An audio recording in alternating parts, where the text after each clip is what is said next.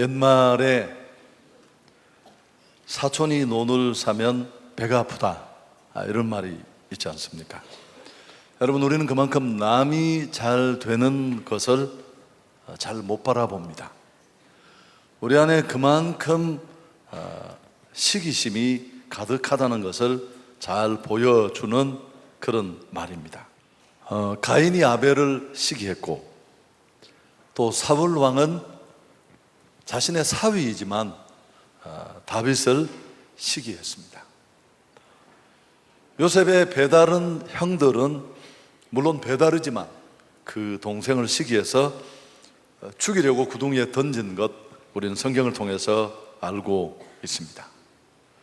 오늘 잠언 우리가 읽은 이 14장 30절의 말씀은 평온한 마음은 육신의 생명이나 시기는 뼈를 썩게 한다.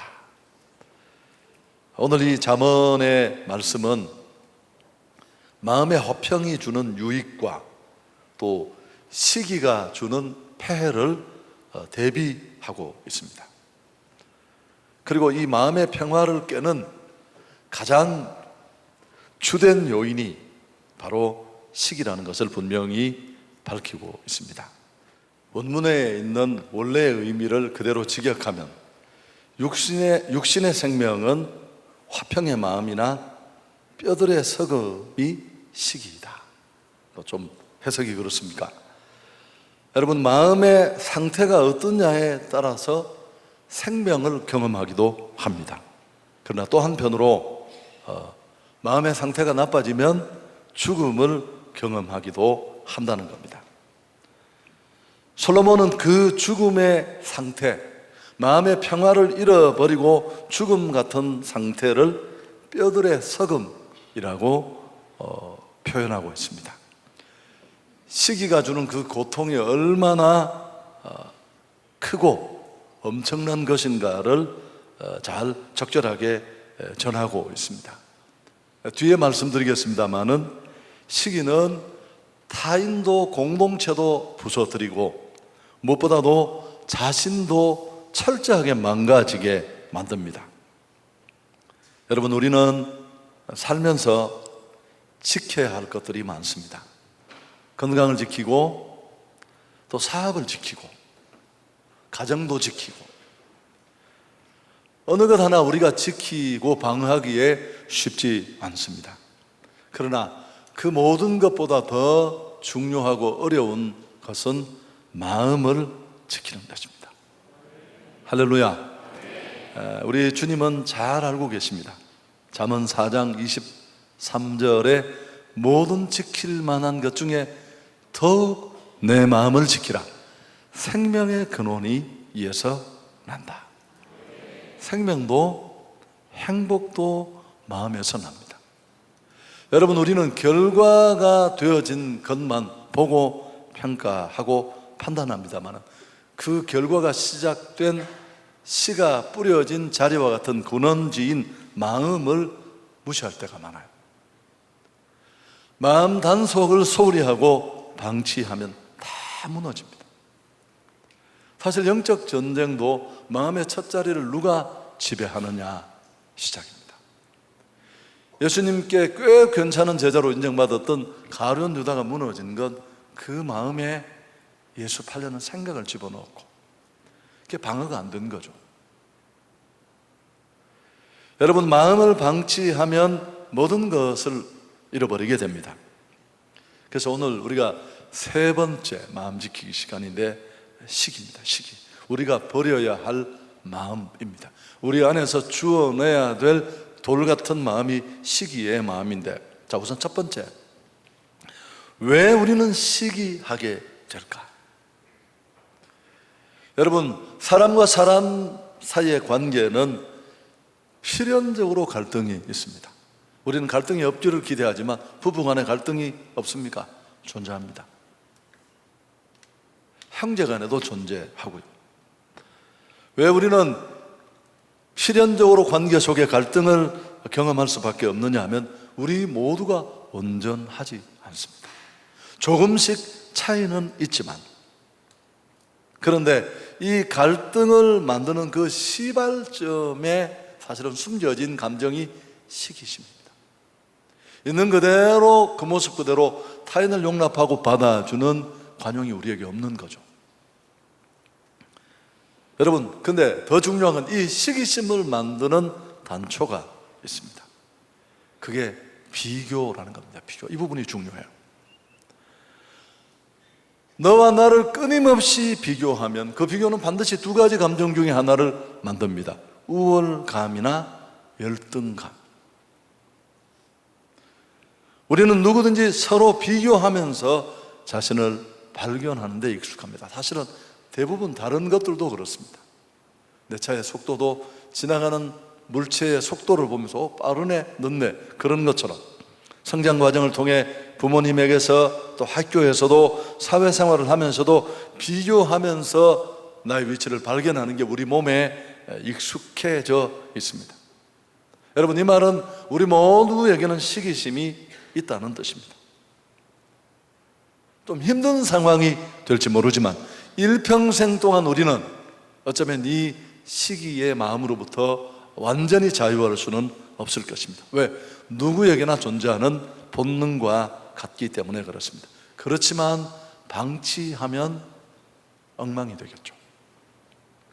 어디선가 이런 글을 읽은 기억이 납니다. 표현이 좋지는 않습니다만 한번 웃으려고 하는 얘기입니다. 개와 달리기를 해서는 안 되는 이유가 무엇인가? 개와 달리기해서 이기면 개보다 더한 인간, 개하고 달리기해서 지면 개보다 못한 인간. 그럼 개하고 달리기해서 비기면 어떻게 될까요? 개 같은 인간. 무슨 얘기를 하고 싶으냐 하면, 여러분, 우리는 비교하면 안 돼요. 부모가 더 공부 잘하는 동생과 똑같은 부모에게서 태어났지만 성적을 잘 받아오지 못하는 형, 여러분, 제가 봤거든요. 얼마나 두들겨 맞았어. 성적표를 받아올 때면 너 이놈의 새끼, 동생 똥 먹어라, 이 나쁜 놈아. 그래서 자아가 다 무너져서 정상인이 될 수가 없어요. 여러분, 유대인의 자녀 교육을 얼마 전에 공부하면서 기억이 나십니까? 그들의 그 자녀 교육에서 우리가 놀라운 건 뭐 여러 가지가 있지만 무엇보다도 그들은 자녀의 그 유니크한 면을 소중하게 여긴다는 겁니다. 하나님은 그 아이에게 준 독특한 그 아이만의 재능과 몫이 있다는 것. 여러분, 그들은 그걸 이미 오래전부터 이해하고 있었어요. 집요하게 그 특성을 찾아내려고 역사 속에 고민하고 노력했습니다.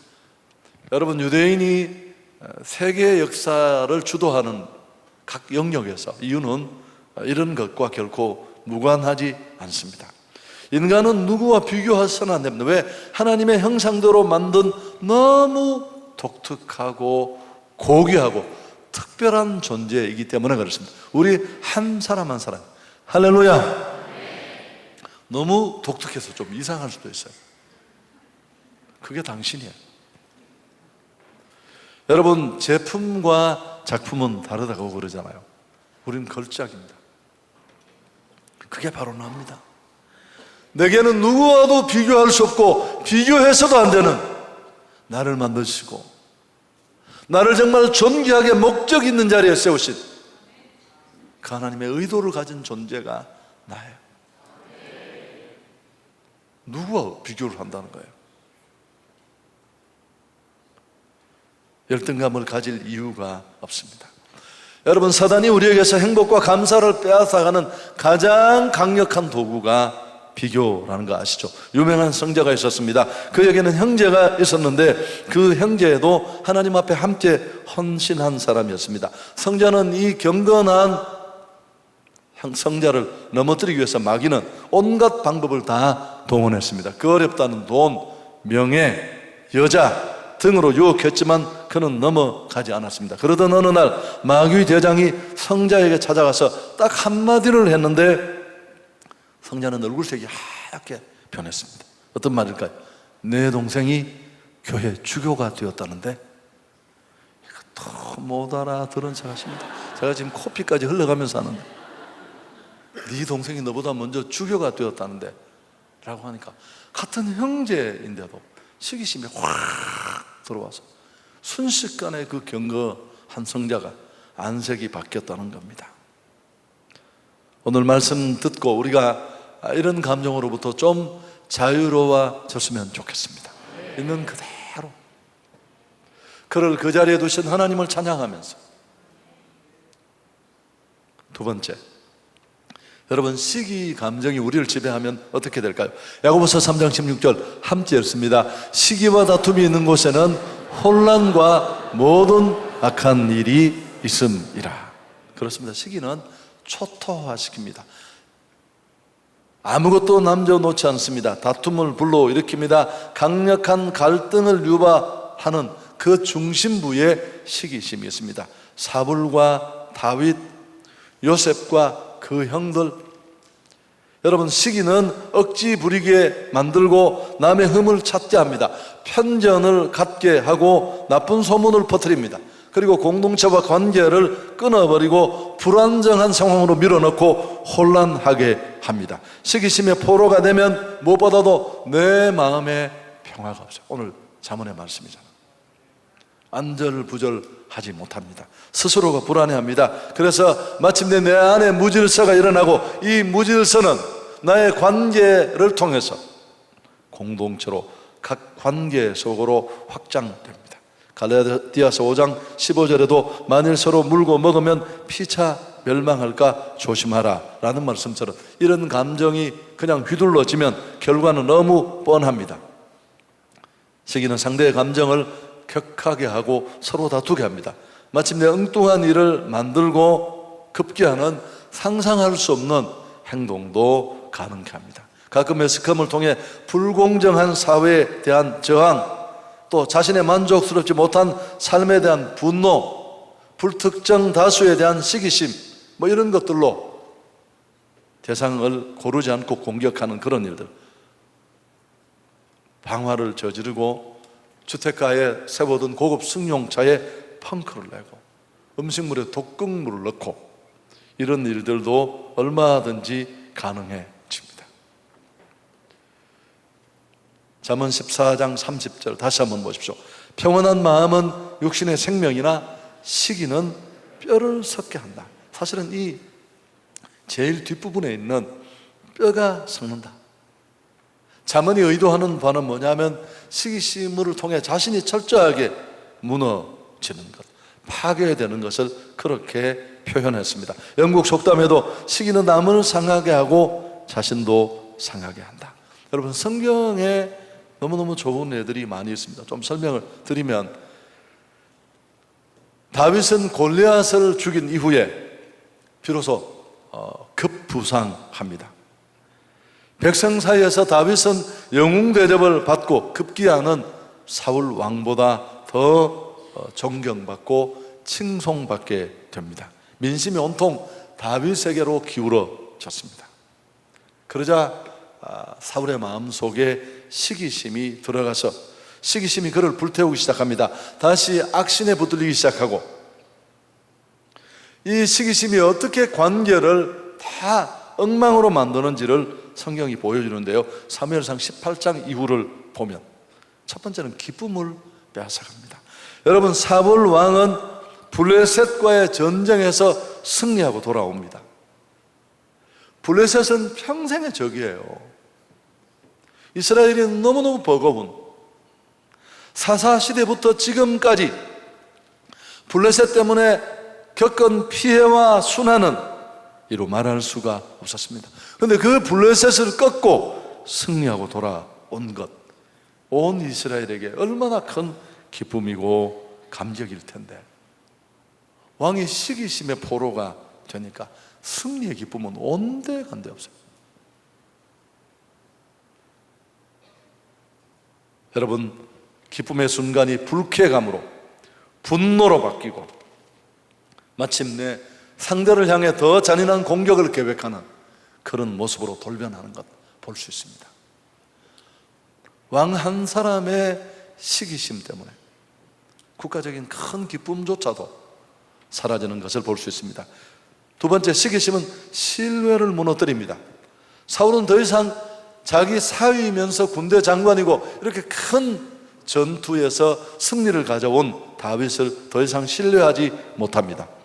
그가 왕위를 갖게 될 것이 두려웠고요, 더 이상 그를 믿지 않습니다. 다윗은 불신받을 만한 어떤 일도 하지 않았습니다. 사울 왕 스스로가 시기심에 빠져서 이런 결과를 만든 것입니다.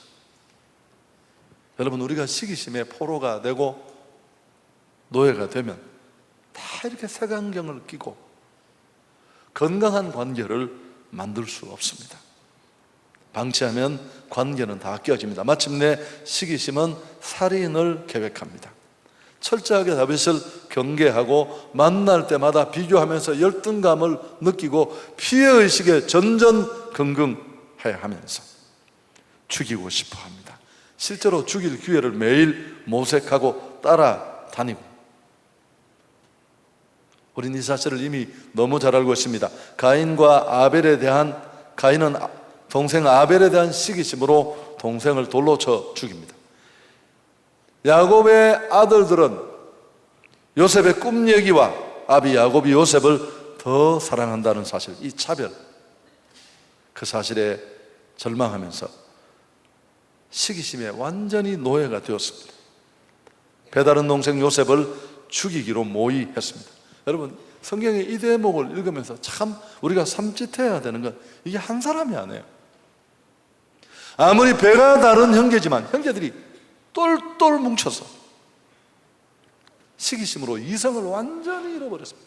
제일 막내, 아직도 철부지 그 동생을 죽이려고 그 머리 큰 형들이 한둘도 아닌데 떼거리로 몰려서 죽일 공모를 하고 실행에 옮기는 걸 보면, 여러분, 시기심이 얼마나 무서운지, 또 극단의 결과로 달려가면 어떤 모습을 나타낼 수 있는지를 우리는 볼 수 있습니다. 아무리 배다른 동생이지만 자유도 행복도 관계도 다 무너집니다. 자, 이제 마지막으로 어떻게 하면 시기하는 마음을 버릴 수 있을까? 이 대목이 중요하지 않겠습니다. 제가 오늘 설교를 준비하면서 온종일 설교가 잘 준비가 안 됐어요. 그래서 너무너무 고민도 많고, 올라왔을 때 글자를 잘 못 읽을 만큼 좀 쉬어야 되는데 없는 실력에 용을 많이 써서 그랬는데, 제 안에도 정말 시기심이 많은 것 같아요. 실력은 없는데 막 잘 되고 싶은 마음도 많고 잘하고 싶은 욕심도 있고, 뭐 그걸 좋게 볼 수도 있는데, 어째 저만 그렇겠습니까? 저는 이렇게 솔직하게 얘기를 하고, 여러분은 솔직하게 안 얘기를 하는 건 아니지만 저는 얘기를 하려고 그냥 하는 거죠. 여러분, 어떻게 해야 우리가 이런 시기의 마음을 좀 내려놓고 이웃의 기쁨에 함께 기뻐하고, 정말 예전에 못 모르고 좋아했는데 우는 자와 함께 울고 웃는 자와 함께 운다, 이거 무서운 얘기예요. 여러분, 이게 간단한 얘기처럼 보이세요? 힘든 자와 함께 우는 것도 초기에는 쉽지 않아요. 나는 안 울고 싶은데, 제가 목회자 되니까 어렵더라고요. 초상집에 가면 울어야 되고. 근데 다행히 저는 감사했어요.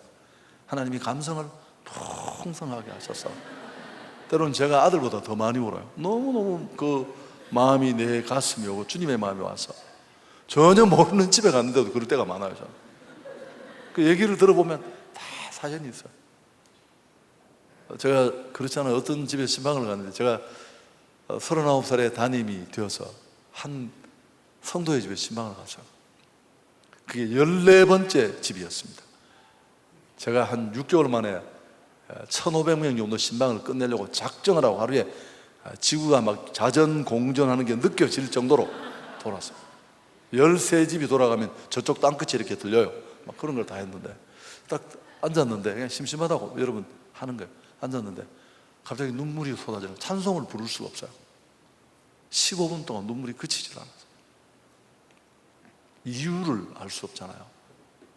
그래서 신방대원들이 다 멀중해서 뭐 어쩌지도 못하고, 담임 목사가 펑펑펑 계속 우니까 왜 우는지 이유를 알 수 없는데, 저 그 집 처음 가는 집이에요. 교회 부임 근무하는데 그분을 어떻게 알아요? 딱 그런 집이 두 집이 있었어요. 여러분 나중에 알고 보니까 첫 번째 집은 담임 목사가 19년 만에 9년인가 19년 만에 그 교회 신방을 처음 왔다고. 어머니가 제가 얘 이름도 아니고 권민주라는 초등학교 3학년을 조퇴를 시켜서 데려다 놨어요. 여러분 그 어머니 마음을 아시겠죠? 냉장고에 차 끓여 넣어놓고 담임 목사님 우리 집에 신방 온다고. 야, 여러분 그게 보통 마음이에요. 그 마음을 하나님이 아신 거죠.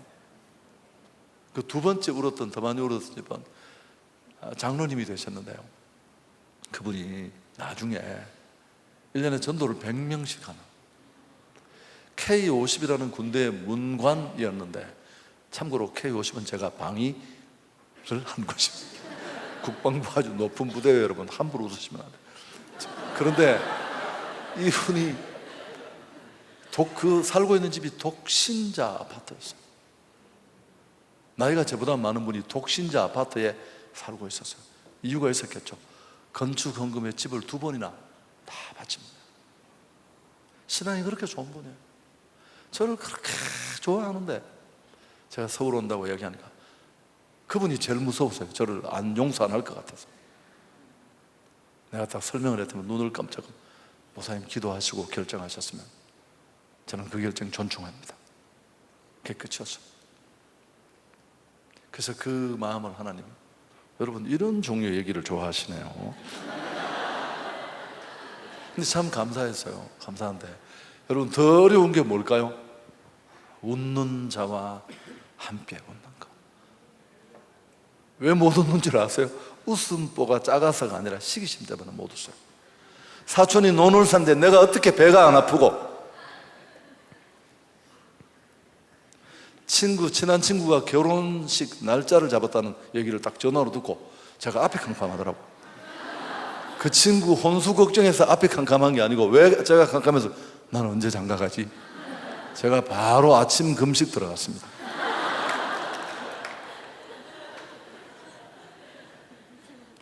그래서 제가 장가를 갔죠.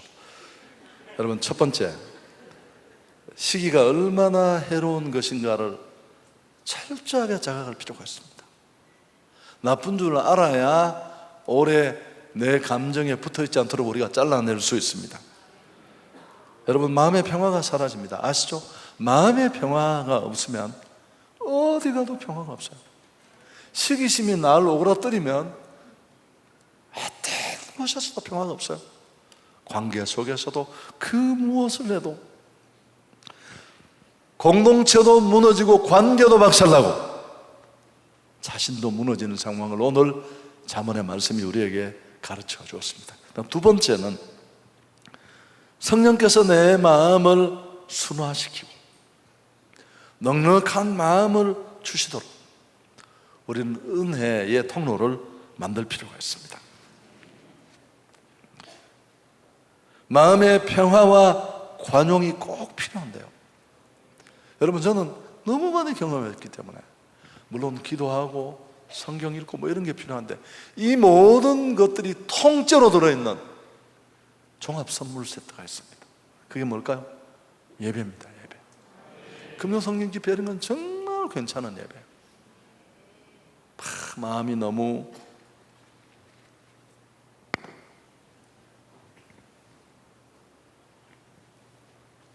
답답하고 평화가 없고 뭔가 시기심에 노예가 되어서 행복하지도 않고, 누군가를 바라봐도 너무너무 삐딱하게 바라보고, 오늘 밤에 그 마음 그대로 숨김없이 은혜의 보좌 앞으로 나가십시오.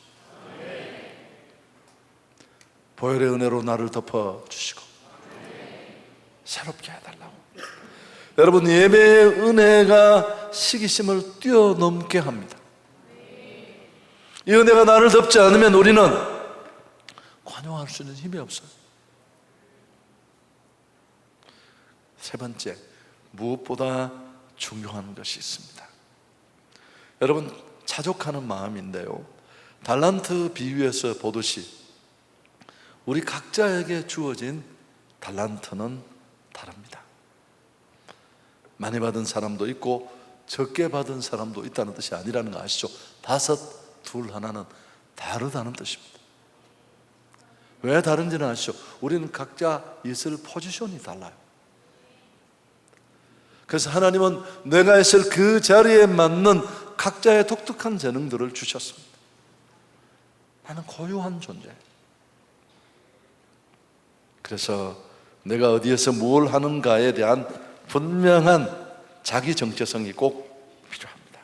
그게 나를 너무너무 건강하게 하고 비교의 노예 되지 않게 합니다. 저는 늘 그 세례요한의 예를 들기를 좋아해요. 세례요한은 중간기 시대의 어둠을 몰아내는 스타였습니다. 경건한 삶, 구별된 그의 모습은 그 시대의 사람들의 주목을 받기에 충분했어요. 세례요한을 따르는 무리들이 많았습니다. 그러던 어느 날 그의 인기는 한 방에 날아갔습니다. 예수님이 나타났어요. 제자들 중에도 이찰자들이 생기고 그러려니 했는데 점점 그 숫자가 늘어나고 참다 못한 세례요한의 제자 중 하나가 선생님 좀 단속이 필요하지 않겠습니까? 이러다가 우리 다 와야 되는 거 아닙니까? 세례요한이 뭐라고 했습니까? 그는 무엇이고 나는 무엇이다. 정확하게 자기 정체에 대한 깨달음이 있었습니다. 시기심에 휘둘릴 이유가 전혀 없었습니다. 그의 입술에서 나온 고백을 아시죠? 그는 흥하여야 하겠고 나는 망하여야 한다. 나는 내 역할이 끝났기 때문에 사라져야 한다. 나는 하나님으로부터 구원받은 하나님의 자녀라는 확고한 정체성.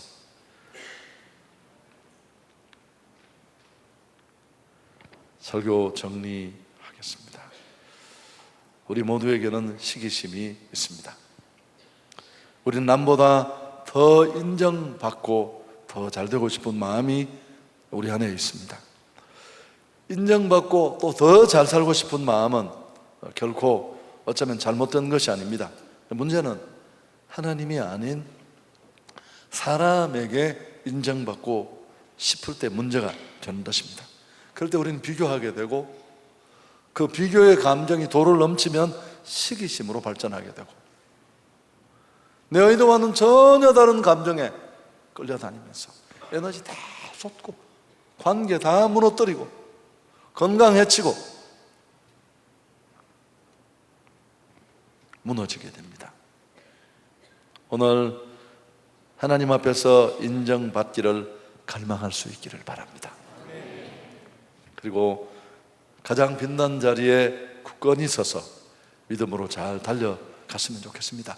더 바람직한 것은 주님의 마음을 가슴에 가지고 지금의 상태에 만족하면서 정말 상대의 좋음을 축복할 수 있는 그런 인식의 변화가 있었으면 좋겠습니다. 이 윌리엄 바클레이의 요한복음 주석에 나오는 유명한 얘기인데 얘기를 하면서 오늘 설교를 마치려고 합니다. 스펜서라는 박사가 있었는데 미국의 유명한 목회자인데 그의 인기가 대단했습니다. 사람들이 교회로 몰려들고 교회는 차고 넘쳤습니다. 여러분, 그러나 시간이 지나고 세월이 흘러가면 상황은 또 달라집니다. 한 사람씩 두 사람씩 교회를 떠나가고 마침내 길 건너편에 젊고 유능하고 정말 매력적인 젊은 목회자가 들어왔습니다. 설교를 얼마나 잘하는지 성도들이 당연히 그 교회로 옮겨가기 시작을 했습니다. 어느 날 수요 예배를 드리려고 했는데 성도들이 너무 많이 없어요. 다 어디 갔느냐고 물었더니만 말은 하지 않죠. 스펜서 박사는 잠시 침묵하더니만 미소를 짓고 그렇게 말했다고 합니다. 아, 그래요? 그럼 우리도 그들을 따라가는 게 마땅하겠다고. 자기 교회 수요 예배를 내려놓고 보따리 사고 건너 교회로 갔다는 얘기입니다. 청중들을 이끌고 타인의 성공과 주목받는 것을 너무 슬퍼하지 말고 하나님이 우리에게 이런 마음을 주신다면 기꺼이 축복할 수 있는 그런 마음을 오늘 밤에 구했으면 좋겠습니다. 아파트 평수는 맨날 넓혀달라고 하면서 내 속 평수는 한번 들여다보지도 않고, 콧구멍만한 속에 아파트는 60평짜리다. 그게 밸런스가 맞습니까? 그게? 하나님, 내 마음에 넉넉함을 주셔서 어떤 것도 받아들이고 수용할 수 있는 마음을 주옵소서. 좋으신 하나님께 영광 돌리겠습니다.